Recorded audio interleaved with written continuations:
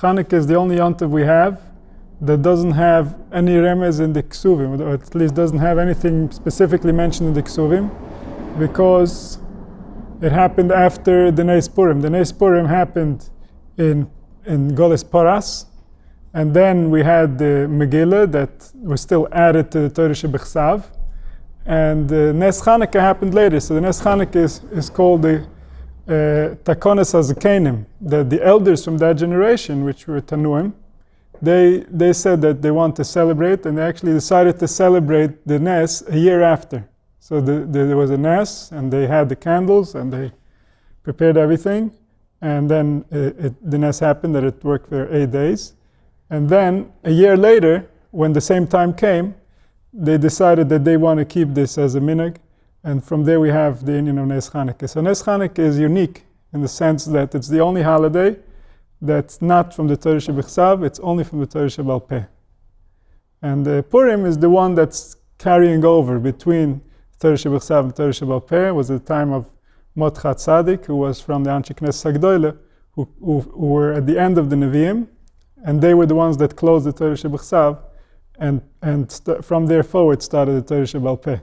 So it says by the Nes Purim, Sham bikesh Haman lahashmit kol haYehudim v'hi hanes shelo niskayim machshavte. So Haman wanted to kill physically Klal Yisrael, and the Nes was that he couldn't do it v'nahafachu, that he lost his life. Mashenkem b'mei avonim she'amdu levatlas Yisrael mitoyre mitzvahs.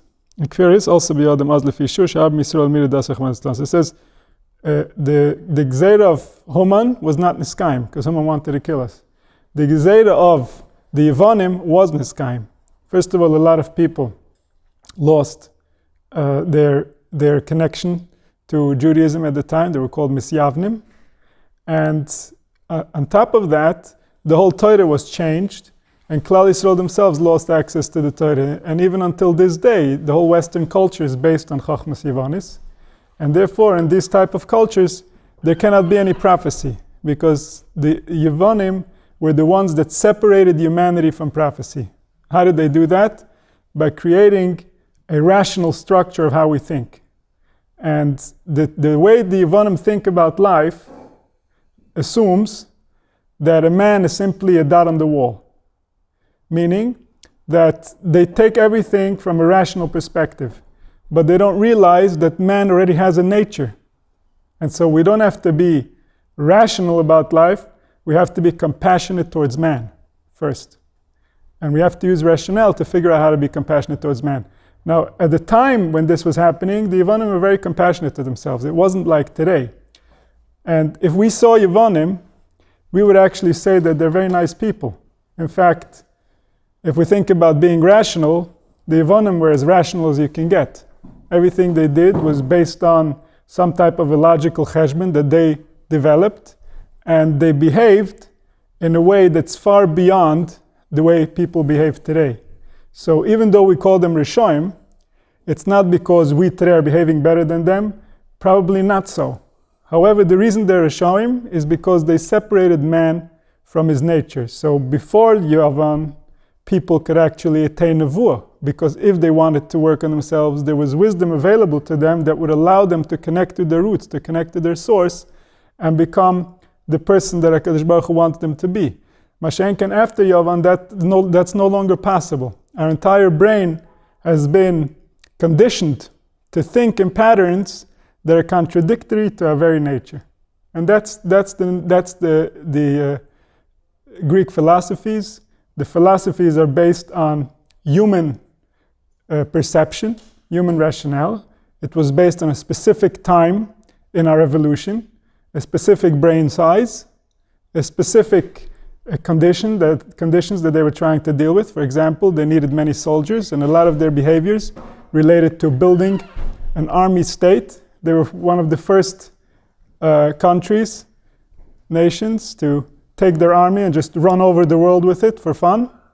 And so the Greeks changed the perception of man to such a degree that man lost his way home. Can we undo it? This is the reason we have the Torah. So the Torah had to go into hiding because the Greeks actually killed everybody that was teaching Torah. They're very explicit about the fact that what they believe contradicts what the Torah is telling us, and therefore anybody that will try to spread the wisdom of the Torah will be annihilated. And so they did. Many of our people got killed in those generations, and this was not an easy fight. And this is a big reason why the Torah seems so unfriendly to man. It's because the Torah had to disguise itself in order to survive these types of regimes. And so in the pagan backgrounds, the Torah was another form of belief.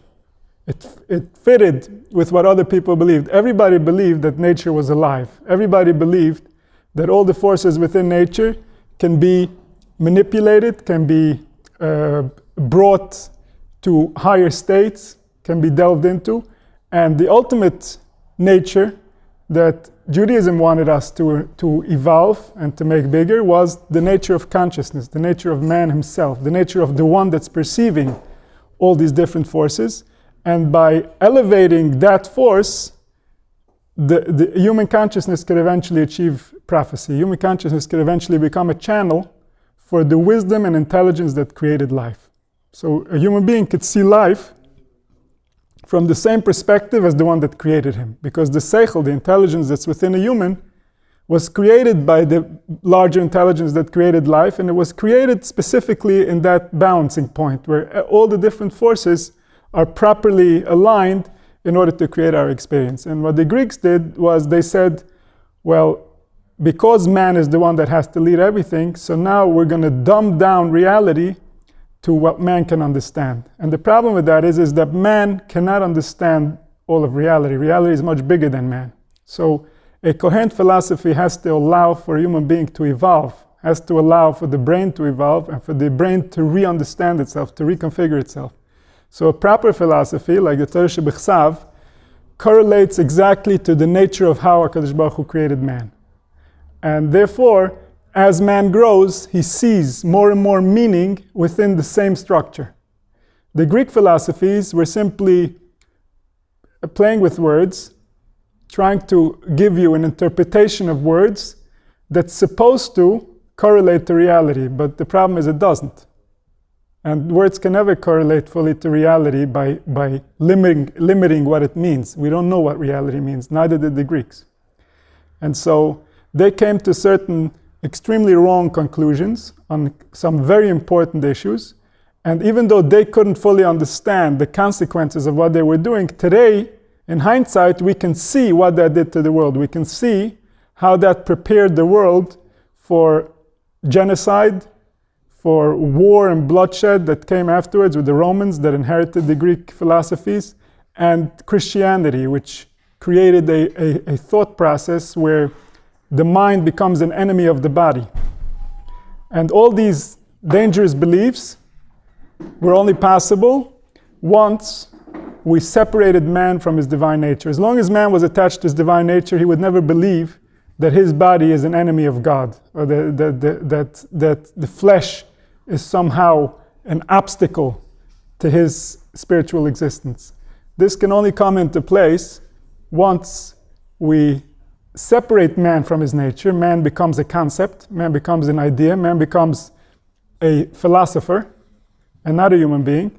And within his philosophy, he can think anything and assume that it's right. As long as the words are rational, as long as the words work out a logical sentence, he buys into it as if it's real.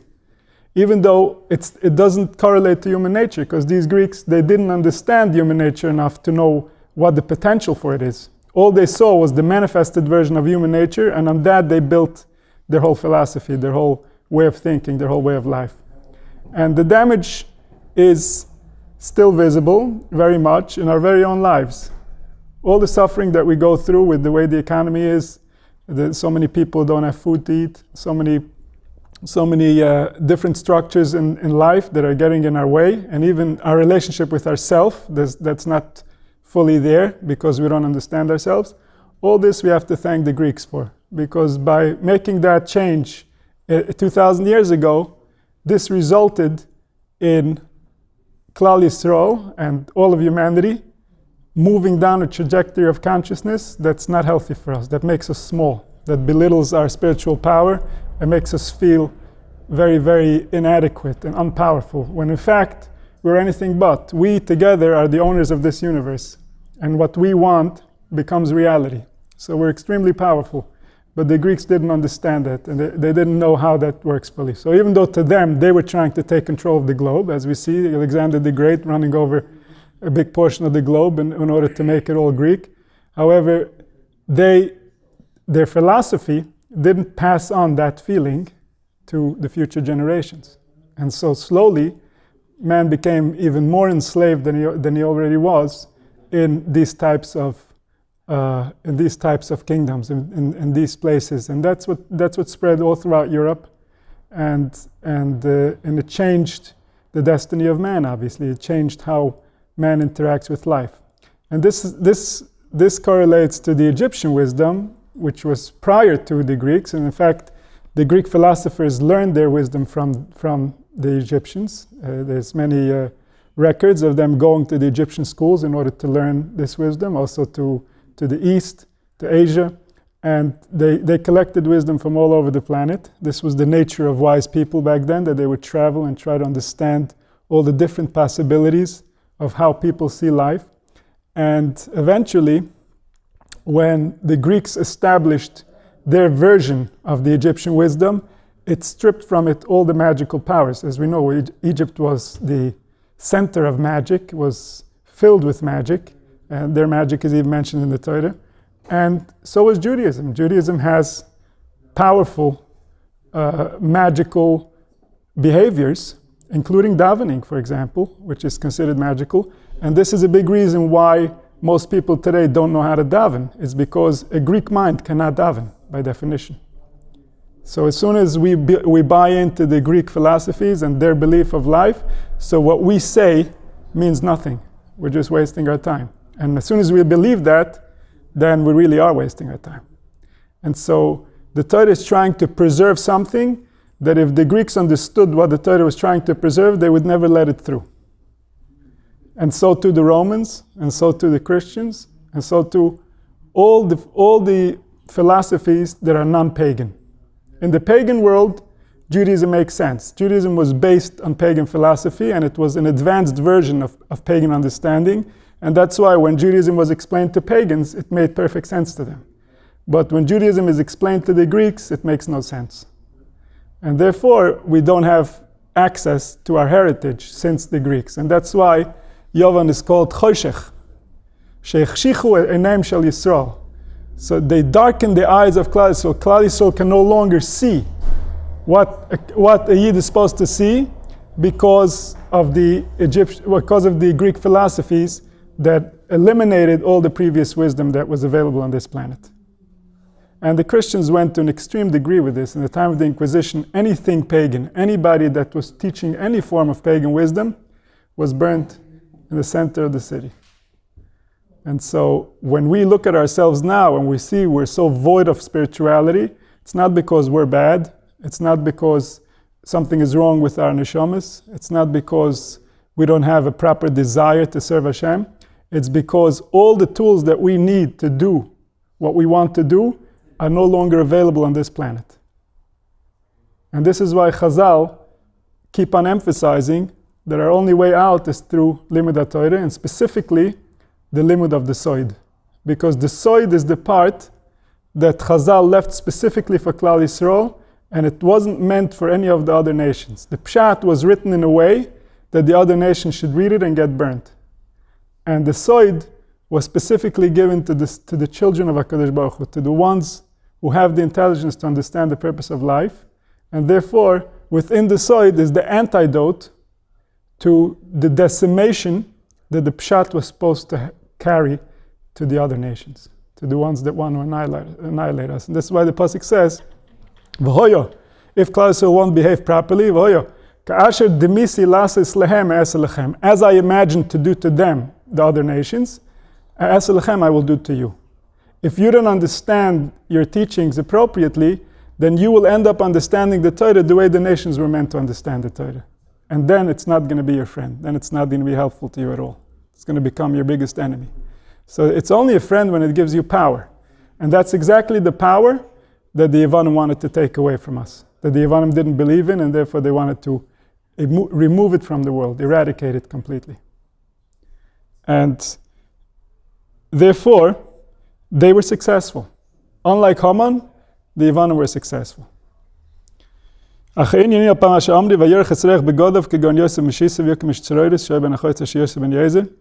says, the pasuk says, "Vayorech esrech begodov" by Yakov Kirsh when he goes into Yitzchak to get the brachas. So Yitzchak smells the smell of his clothes. So say Chazal, "Al tikr begodov ela boigdov." Don't read, he smelled the smell of his clothing. Read, he smelled the smell of those who are going to, how do you call live God? They're going to betray, very good. They're going to betray the purpose of the Torah. They're going to betray Judaism. That was the reach that Yitzchak smelled, and from them he felt the reich of Gan Eden. He felt that even in the ones who betray Judaism, there is a better reich, there's a better smell, there's a better truth than what Esav has to sell. And therefore, this is what caused him to give the brachas. So Chazal say the examples are like Yosef Meshisa, Yakov Kirsh. These are people that misbehaved their entire life, but then when the Gezeres came and it came to their final chance, they chose to die al Kiddush Hashem. And that showed how much they were really deeply connected to the truth. והוא קיבל מהנטיגנס שבו יש זמן פוקרי תמיד צודק כבייסס כי נספתי לחוכמס יבונס ורוצה להם רדוסם. So he says the tzedekah and the baisusim were actually the reason they behaved the way they did, the reason they denied Torah Shebal Peh is because they believed in Chochmas Yivonis. And Chochmas Yivonis was a contradiction to Chochmas HaTorah. Because according to Chochmas Yivonis, there can be no Torah Shebal Peh. The concept of Torah Shebal Peh means that HaKadosh Baruch Hu lives within the hearts of Klal Yisrael, and therefore when a Jew speaks, HaKadosh Baruch Hu is speaking. If one of the Chachmei Yisrael, who is attached to the truth, who understands the truth, makes a gzeira, that's the same as HaKadosh Baruch Hu himself making the gzeira. However, the Tzedekah and the Baisusim, because they believed in Greek philosophies, they didn't believe that that's possible. So they said, if in the past we had prophecy, that will accept. But now that there is no prophecy, how can you, who just has wisdom and not prophecy, how can you tell me what's the truth and what's not true? They didn't believe it's in the hands of the Chachamim. And therefore, they started these movements where really what they were going after was they were trying to make some type of a pshara between the Jewish belief and the Greek belief. And this is the reason why we have Hanukkah. Hanukkah, and we see this the other Yom Tov also. When we left the Galus, we created a holiday because in order for the later generations to understand themselves psychologically, they need to understand how they got themselves into the situation they're in. Otherwise, they won't understand what the real fight is, like what are we really up against. And so Hanukkah was a way for us to remember that there was a time where people with their philosophies decided that what we have and what we understand and what we know is not good for the world, and therefore they wanted to kill us and erase what we believe. And the Torah didn't go through this unaffected. The Torah was deeply, deeply affected by this struggle. And this is why the Nevi'im kept on warning us that the moment we lose our Beis HaMikdash, the moment we lose our sovereignty, we're going to lose with it our wisdom. And as soon as we lose our wisdom, we're going to lose the ability to live life properly. We're going to lose the ability to appreciate life. We're going to lose the ability to interact with life in a healthy way. And so all the toichachas, what they're really talking about is a nation getting lost, a nation not having the beliefs that are required for it to flourish. And so when the Greeks came, their purpose was to change how the world sees life so that it's different than how we saw life. And we didn't have the option of holding on to what we believe because we didn't have a land, we didn't have a place to be. We were at the hands, at the mercy of other people. And this caused a very fast deterioration in how the Torah was understood. Ad kedei kach that within 2 generations of the Tanoim, we see how the Tana says that Im Rishonim kemalachim anu kebnei Adam. If 2 generations ago they were like angels, then we are like people. And if 2 generations ago they were like people, then we are like donkeys. And that's just 2 generations in the time of the Yevonim, because as soon as darkness started, the wisdom started getting obliterated very fast. Because one of the requirements of understanding wisdom is that a person needs to be at peace. He needs to have access to his nervous system. He needs to be able to think and contemplate what's real. And what's real is blissful. And so as soon as the environment is not blissful, as soon as the environment is suffering and war, the brain can no longer contemplate truth. And this is how they deteriorated so fast. Then came the Ameroim, who were obviously much lower in Madrege. And then after the Ameroim, there was a big window of time in the beginning of the Rishonim where the meaning of the Torah was completely lost, where people didn't know exactly what the Torah is and why we have it. And this is the time when the Rishonim started creating pilpulim and a lot of back and forth about the halachas, because it seemed to them that this is the ultimate purpose of the Torah, is to develop the halachas more and more. Even though a lot of that development that Chazal did was in order to get away from what the Goyim thought we were teaching. So they wanted to make it something very practical so that the Goyim leave us alone. So you say, we're just telling these people to do more and more and more. Don't worry, it's going to kill them. Just let them do it. And eventually, the Kabbalah, the Pnimius, was given over midor ledor until there were a few generations that didn't have it, and it came back about after the Rambam, where there was someone named Rabbi Yitzchak Saginor. He was a blind man, and he was a big Mekubal. And then there were a couple of Ravids, and then there was the Ramban, who was Mekabel from them, and Reb Ezer and Reb Ezriel.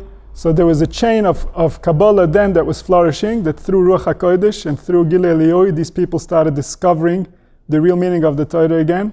And then the later Rishonim were much more busy, depending on which, some of them not, some of them more, busy with the Kabbalah. And then came the Arizal, who gave us some perspective about what just happened to the Torah and how the Torah went through all these different stops. But this had a big impact on how Klal Yisrael saw the Torah and how Klal Yisrael saw HaKadosh Baruch Hu, and this didn't stop until this very day. So until now, we're still very confused about what it really means and what we're supposed to do with this. Like, what are we supposed to believe? We know what to do, but we don't know what the beliefs and the feelings behind those doings need to be in order to really build our personality. Because our mind is Yevonish, when we look at the Divrei Chachma coming from before, we see a contaminated Chachma. We don't understand how that builds us and how that gives us power. But the part, the Pach Shema B'Chesama Shekohen Gadol, that they couldn't contaminate, that's the Jewish heart. That's the part that's within our nature. And that part can give us access to everything that we've lost. If we use that part first, like the Baal Shem Tov, where he got access to his neshama, got access to his heart first, then he could understand the Torah and explain it to us the proper way. And that's ultimately why we light the candles, to show that even though the Yevonim did what they did, we can still carry the light in the darkness. Because we are the light in that darkness. We are the potential to realize what we're really about. And that gives us light. So he's saying, the Tzedekah and the Baisusim, they were nispatet to the Chochmas Yevonis. I'm going to start just skipping through here so we make some more progress. And so Yitzchak, when he saw the Reich Boigdim, the Reich of the people who were going to betray Judaism, like Yosef Mishisa says, Af shepokar mikoidem nechnes la'echel, mekomakoim, achar kach lo nesratze b'mesiris nefesh v'kiddush Shem Shemayim. V'zei Reich begodav, the dorish k'ma Reich Boigdav, v'hi, שמהריח של הבגידה, שמקודם נסעלה ביסס שנסגל פנימיוס לבובם שבשורש ישרור מקשורם בהקדושה.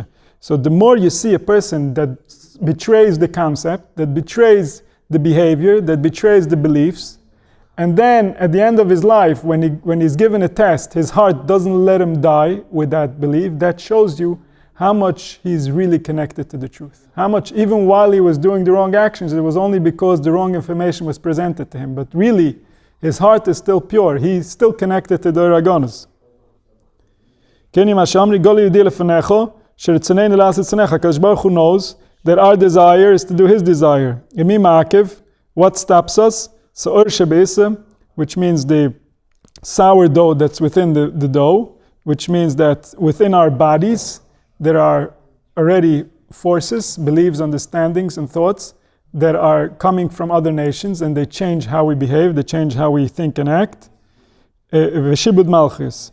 וזה אב בקל שבקלם, כמו שהיה מקודם, וזה נסבר שגם הבגידה שמקודם היה ברצון השגחו יתברך. Says, when you see that this person has such a heart, that at the end of his life, he gives his life in order to be Mekadesh Shem Shemayim, then you know that his heart was the whole time connected to HaKadosh Baruch Hu. Even while he was misbehaving, that was also HaKadosh Baruch Hu being mashgiach on him and taking him through this road.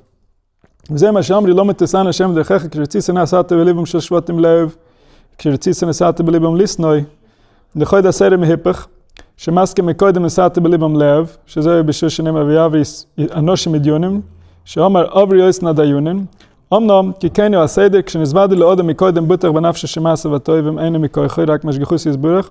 So it says, a person has to realize first the love of HaKadosh Baruch Hu, even when he's doing good things. When a person recognizes that the good things that he does are not from his koyach, it's simply because HaKadosh Baruch Hu created him this way, then he could later on recognize that even the bad things that he does are also mitzvah HaKadosh Baruch Hu. But a person that takes credit for the good things that he does, he can't afterwards say by the bad things, oh, this is not me, this is how Hashem created me.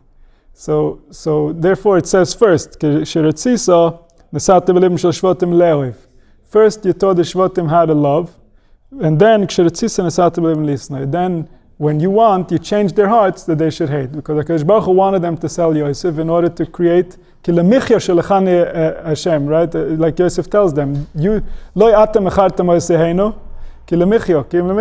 Baruch Hu had this in mind. So while the Shvatim were hating and they were selling, what was really taking place? That HaKadosh Baruch Hu changed their hearts. HaKadosh Baruch Hu made them think the way that they thought in order to create the future Nes. So it says, כשרצית נסעת בליבם לב, אז גם אם חלילה יזדם לפניו לפעמים מאיזה מעשה שלא כהוגן, if חס ושלום a person does something that's not proper, יכול לפתוח שגם זה יהויה בהשגחו יתברך. That even this thing, HaKadosh Baruch Hu meant to create. והיינו נסעת בליבם ליסנוי. Once you believe that כשרצית נסעת בליבם לב, once you believe that even the good things that you do, it's not because of you, it's because of the one who created you. He's the talented one. You're just playing out what he created within you. Then you can also believe that that even the things that you do that are not appropriate is also because of your design. It says,